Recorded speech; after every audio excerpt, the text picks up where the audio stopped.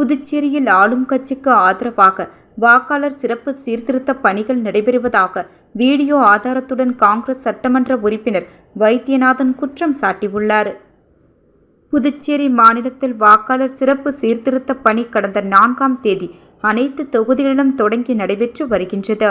இந்நிலையில் லாஸ்பேட்டை தொகுதியில் வாக்காளர் சிறப்பு சீர்திருத்த பணியில் அதிகாரிகள் மாலை ஈடுபட்டனர்.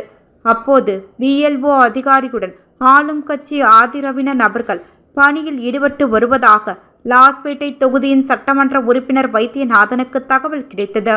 இதையடுத்து சட்டமன்ற உறுப்பினர் சம்பவ இடத்திற்கு விரைந்து சென்று PLO பெண் அதிகாரியிடம் கேட்டபோது அவருடன் வந்த நபர் தன்னார்வல் என தெரிவித்துள்ளார்.